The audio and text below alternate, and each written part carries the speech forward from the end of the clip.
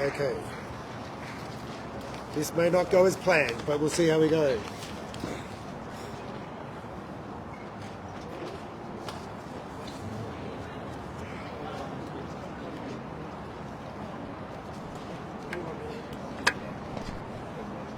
Good looking in the shape.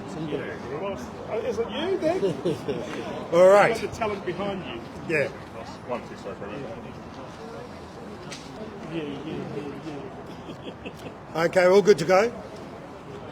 Thanks very much for coming, everyone, for an important announcement. And I'm joined by Attorney General Tony Booty and Parliamentary Secretary to the Premier, Davina Dana.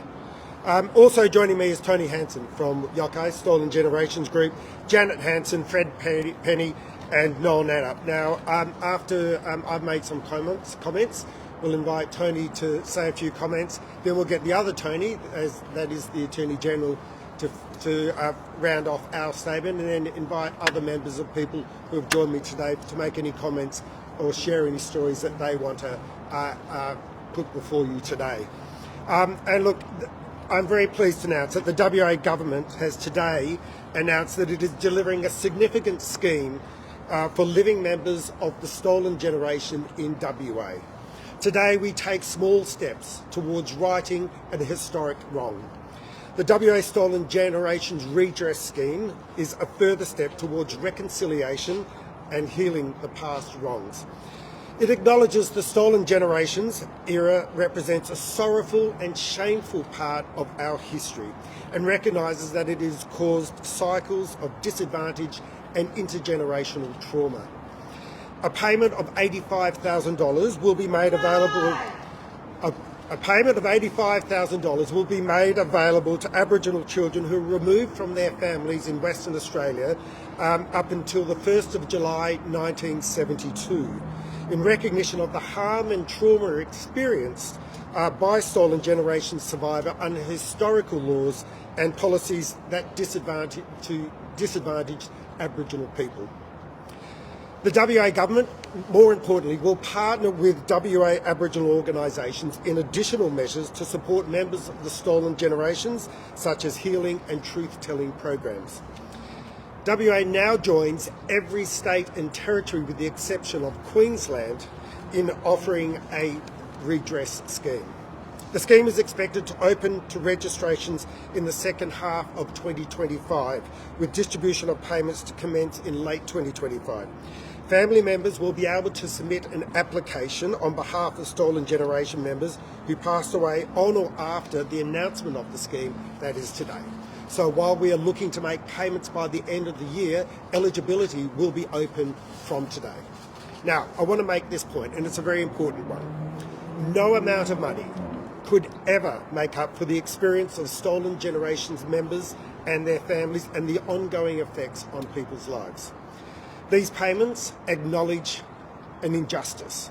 It does not correct what has happened, but it does offer a path forward. And I know that there are elderly members of the stolen generations who have waited a long time for this. Some are here today, but it's no doubt that it's overdue. We want to make sure that we take deliberate steps in righting the wrongs of the past and providing a pathway of healing into the future. I now hand you over to Tony Hansen. Thank you, Penny. I'd like to acknowledge the Premier, Roger Cook, and the Ministry of his Parliament, and just like to say this has been a long time in the waiting. Our people have suffered. This is our shared history of this state. The evilness that took place in this state has a ripple effect right across this country. And I'm so proud and honoured to work in partnership with the Premier and his parliamentary members. And we've worked a long time together to ensure that this day will come. As the Premier said, no amount of money will ever make up for the pain and the suffering that our people have suffered and those that have gone before us. This state was the worst state in the country because of the chief protector that we had in this space, who controlled every aspect of each and every one of us as Aboriginal people of this state. This man was practicing eugenics before Hitler, breeding out the colour. And today is a historical moment. And as a survivor, I'm so proud to work in partnership with the Premier and his government. Thank you.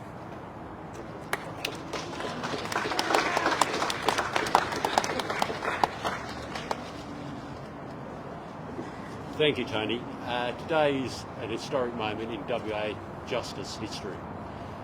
1997, the Brittingham Report was handed down. It called for a number of measures, including money to be paid to survivors of the stolen generations. We've had parliamentary apologies in this Parliament and in the Federal Parliament, and today this government, so this Parliament, has approved individual payments to survivors of the stolen generations in Western Australia. As Tony said, this has been a long journey. The people around us today have been fighting this battle for a long time. They've been advocating to successive governments to provide a redress scheme. And can I acknowledge the leadership of the Premier of West Australia, the Honourable Roger Cook. Because without his leadership and determination, we would not be here today announcing this redress scheme. I worked at the Aboriginal Legal Service in the 1990s in the Stolen Generations Project. So Premier, today is an incredibly special day for all those people that have for a long period of time advocated for justice for the stolen generations of Western Australia. In addition to the $85,000 individual payment, we also will be partnering a number of Aboriginal organisations to work out what else is needed, what Healing Foundation funding is needed, what funding is needed to people to tell their stories. Truth-telling is an important part in this journey going forward. This has been a long journey. We're still continuing on that journey, but today is a very significant and historic day in West Australian reconciliation and in West Australian justice system. Thank you very much.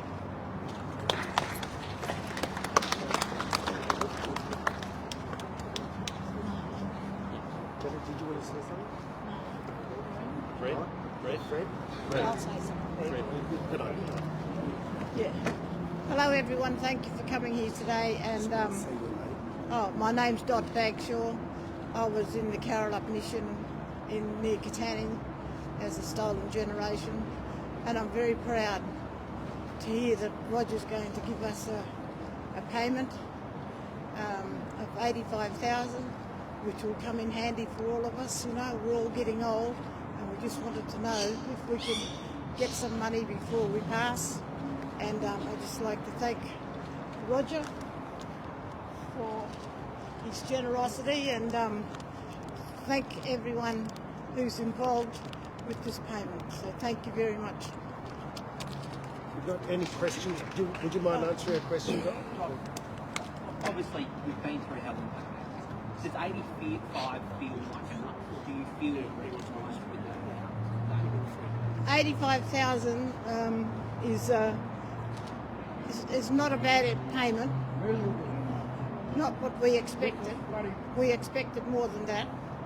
But if that's all Roger can give us, we just have to take it and be happy. But Victoria got $100,000 for their compensation, so I don't know if Roger can make up that other 15,000 or not.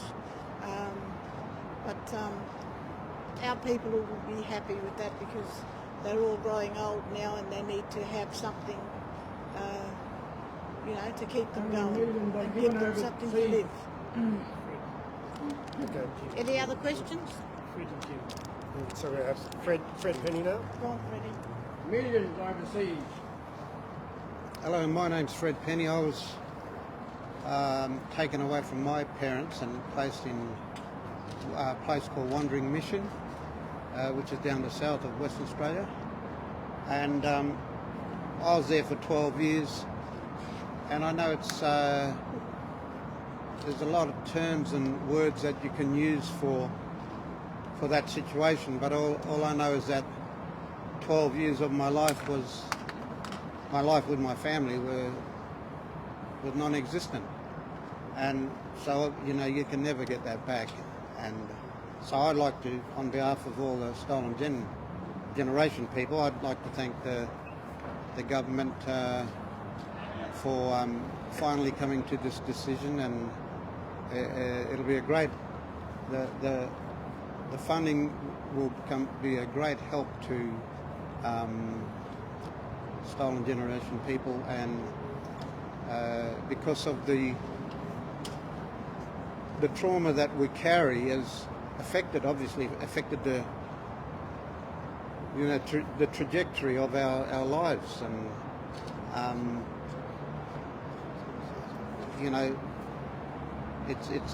it's not everything, but it definitely will help not only ourselves but our families as well. Jim Morrison, Chairman of the West Australian Stolen Generations Aboriginal Corporation, trading as Yokai Healing Our Spirit. No pride in genocide. No pride in genocide. This is what happened in this state. We've got to fix that. I'm glad that the government has made a commitment to support our services, not just the payment, but to support our services, to support our people. 57% or more of our population are stolen and or descendants. Therefore, the government needs to support us in making sure healing happens. The Premier said there's funding for truth-telling. There's got to be funding for justice. He's made that commitment today. There has to be funding for healing. We can't have this reconciliation unless we have truth, justice and healing. So thank you, Premier. Long time coming. I can't call you Roger the Dodger anymore. So thank you. Thanks, Jim.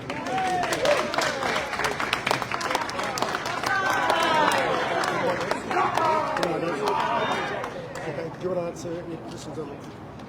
Any questions on the redress scheme? How did you arrive at 81?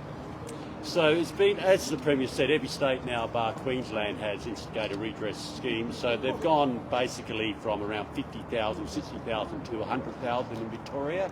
85,000 is New South Wales, 200,000.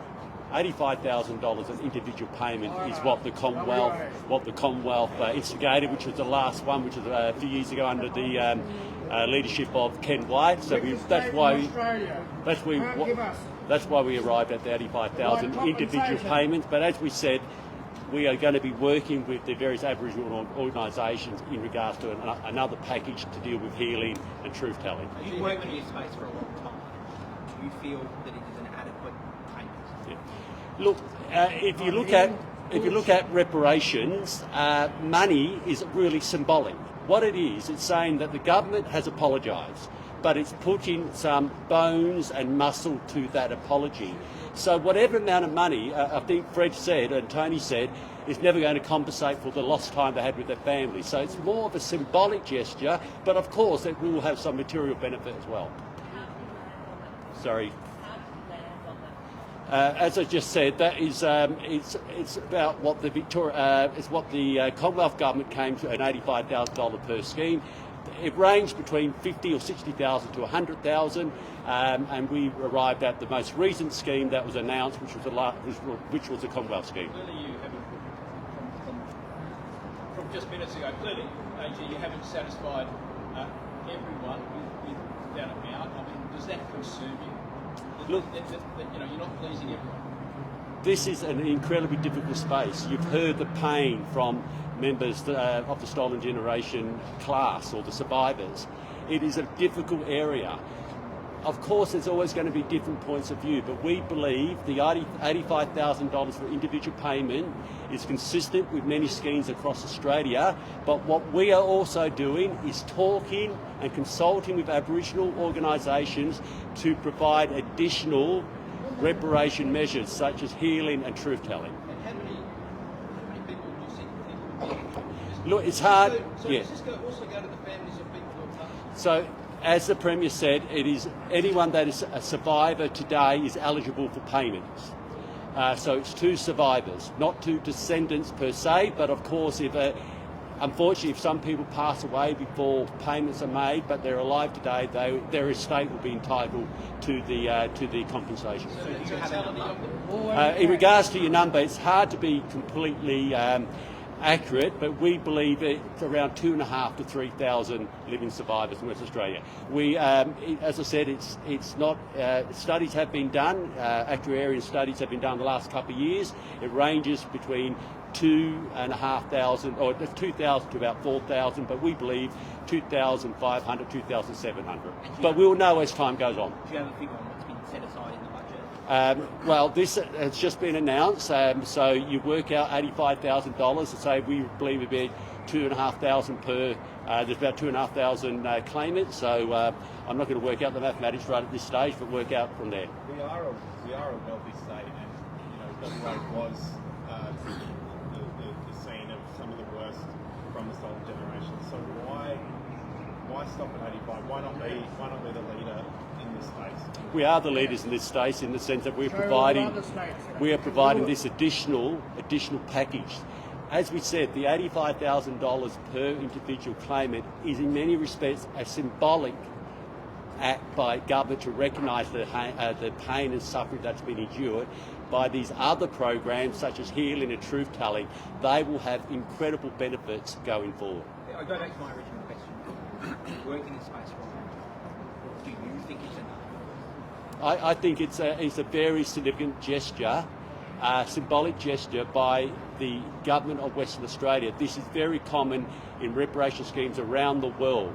You can never monetarily compensate for the loss that people have endured. So this is the WA government, through the leadership of the Premier, the Honourable Roger Cook, saying this was a part of our history that we are not proud of. We are trying to redress that by providing this monetary amount, which is a recognition of the pain and suffering that's occurred. AG to this gentleman's point is saying that Western Australia is the richest state in the country. Was consideration given to being then the richest region? We will be once all the other measures are taken into consideration. What are those measures? As I mentioned, those measures are truth telling, rehabilitation, counselling and so forth, which will be worked out in conjunction with Aboriginal organisations. So I guess for other people here, they're saying that WA has the highest rates of incarceration for Indigenous peoples. Again, what are we doing to try and close that gap? We are working around the clock to close the gap for all Aboriginal people in Western Australia. This is specifically in relation to stolen generation survivors. Working on it, but you're not helping. No help at all. No, because that will be done in consultation with the Aboriginal organisations. Well, we'll be working on that as soon as possible. How will the truth telling work? Well, we will sit down with, it may, as I said, we'll sit down with Aboriginal organisations, but it may mean that there will be recordings of their stories, and it may be held, who knows, it may be held in the new Aboriginal Cultural Museum or gallery. Why did this take so long? What was taken in 2022 for redress scheme? Why did it take so long? As I said, this has been a long time in the making, and it's through the leadership of the Premier, Roger Cook. That's why it's happening. But with people who had parents who were caught up in this, who are no longer with us, or people who are taking their own lives from right here, those families aren't eligible for this payment. I mean, what services, what compensation are available to those who don't have someone alive today, but who have been affected by this? It's an incredibly sad part of our history, and through consultation with the various Aboriginal organisations, we'll be looking at counselling, rehabilitation and other measures. All people should be talking because they know how to heal our people. Which governmental departments will be administering and assessing claims? As I said, that will be done in consultation with the various Aboriginal groups, but of course the Department of Premier and Cabinet will most likely be the lead agency in this area. I'd like to ask a question. My name's Angela Ryder. Previously there was the Redress WA, and the funding that was promised was 85,000 something. That was reduced in a matter of days to 40, 45. Will this happen with this? If I remember correctly what you're saying, that was a scheme that the incoming Barnett government that reduced that unilaterally, from my understanding. I can assure you that the Premier has made an announcement today, $85,000 individual payments, that will not be reduced. Okay. Okay, thanks very much. Yeah.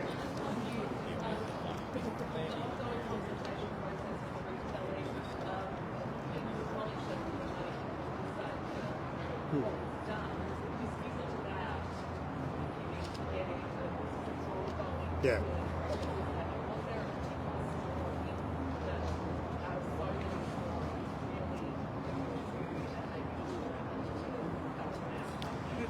Oh, well, look, yeah, let me talk to a few of those issues. And obviously, we want to walk together on this journey, the journey of truth-telling and healing. And we can't do it without talking and walking with the people who are directly impacted. That's why we made a commitment to the Stolen Generations groups, including Yokai, Kimberley Stolen Generations Mob, about how we can interpret and work together in their particular circumstances about truth-telling, about healing. And look, many people sort of say, well, this is all ancient history. This is a long time ago. This young fella here, he was one of the stolen generations. So this is not something which happened in ancient history. This is something which has happened in our lifetime. And we are the generation that must try to fix it. And today we'll be taking those first small, deliberate steps as part of this redress scheme. Premier, for you personally, where does this rate in terms of something you really wanted to bring in and own? Oh, look, I've watched over many years, and one of the members of the Bringing Them Home Committee made an observation yesterday. They were looking through the minutes of some of their original meetings, and they saw the name of a young Roger Cook amongst the group in that. So I want to make sure that I'm part of this journey as well. And I think it's important for my government to stand up and make sure that we play our part in trying to fix an historic wrong. Now, obviously, money does not fix things. And ultimately, healing is a long journey, but it's one that we must take together.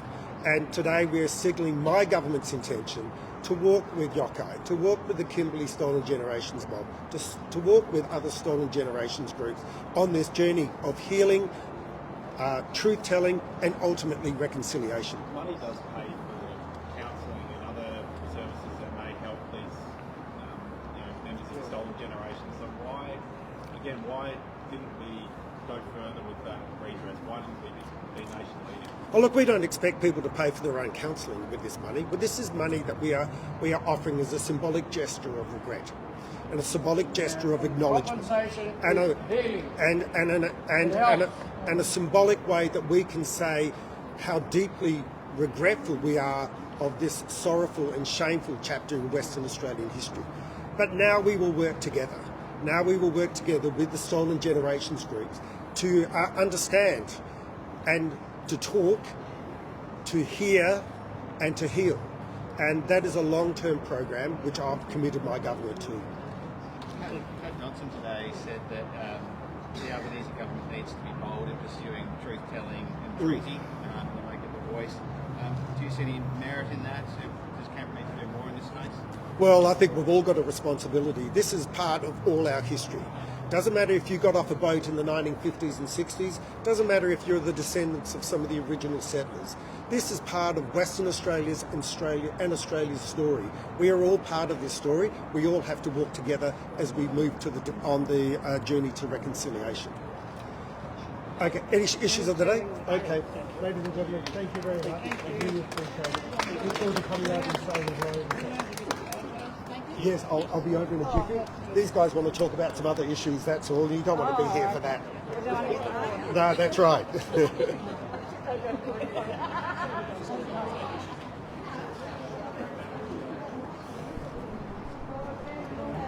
Sounds like they're going to mingle for a while.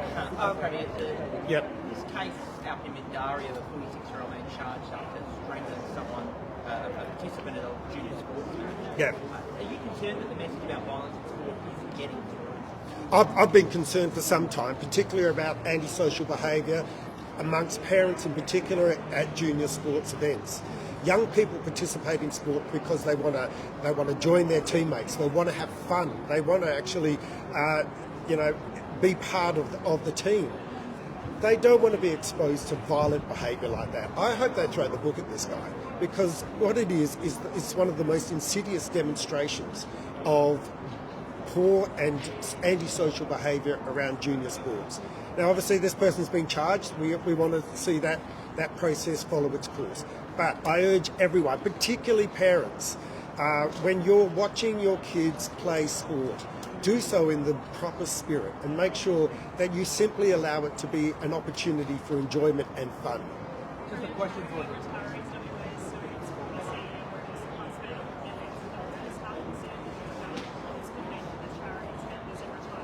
Well, it's a very concerning allegation, and obviously WA retirees represent a large number of retirees, and from what I've heard in media reports, some very disturbing allegations of misconduct.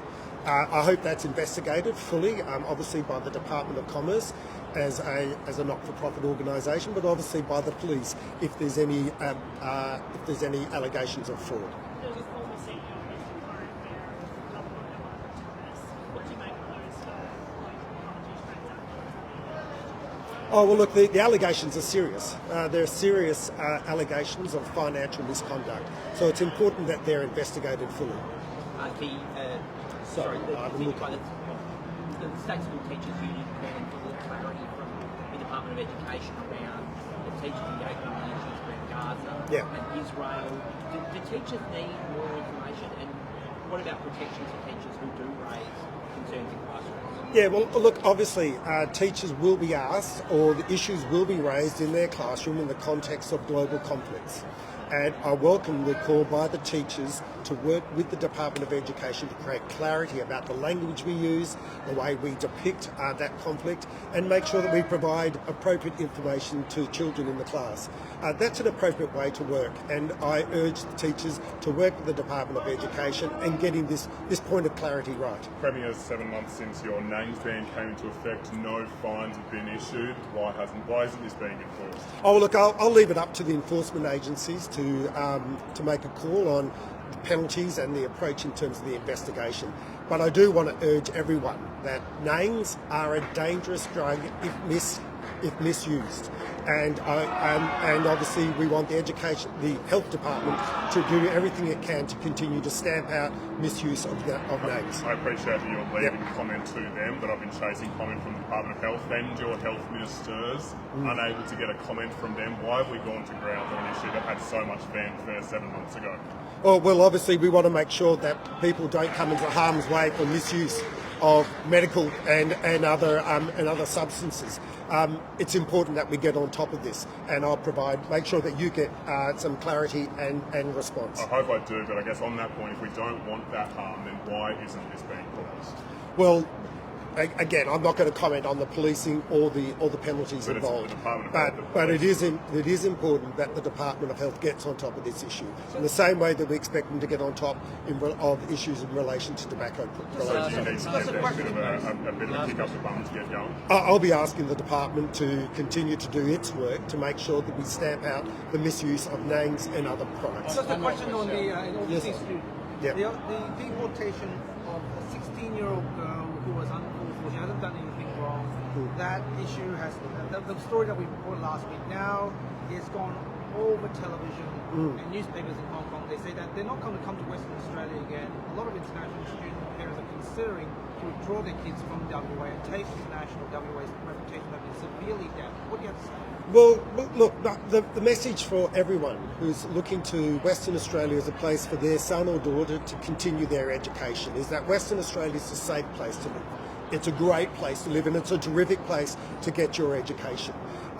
I don't know the circumstances in relation to that particular deportation, but I do know that parents right across Asia are now looking to Australia as a safe place for their kids to further their education, as opposed to other markets like the US. On Northwest Shelf, there's a UWA archaeologist who says he has evidence that challenges the key findings of the Murujuga Rock Art Plundering Program study.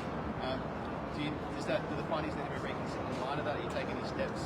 Well, I know the findings are based upon longitudinal and extensive research in relation to the impacts of industrial developments on the Murujuga Rock Arts. I also know that report itself was peer reviewed, and so the science is in. If there's contrary science, well, that should be presented in the scientific forums. But we'll be guided by the science on this, not from the media commentary. The science has said that modern industrial developments do not have a long-term impact in terms of the quality of the rock art. There was one incident back in the 1970s associated with an old generation power plant. That is what people have pointed to as being the most damaging period during the age of the rock art. Would you expect the scientists working on the monitoring program to seek out, maybe include that rock that was tested in January? Well, look, I expect Jesus, it's noisy here today. Look, why don't we always wait for that?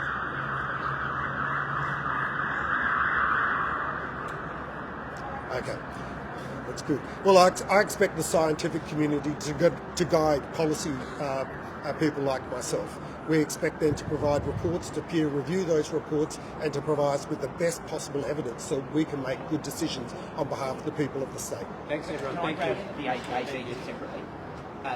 Dante Arthurs, you've read the report. Is there any circumstance in the future where he should be let out? My first thoughts, of course, with Sophia's family, the memory of Sophia, and also her family who are, of course, enduring constant pain and nightmare. My number one priority and commitment as the Attorney-General is the safety of the community. As we know, this was a despicable, horrendous crime that was committed. And I cannot see anything from the report that will turn my mind to releasing Dante Arthurs. It was a horrendous crime.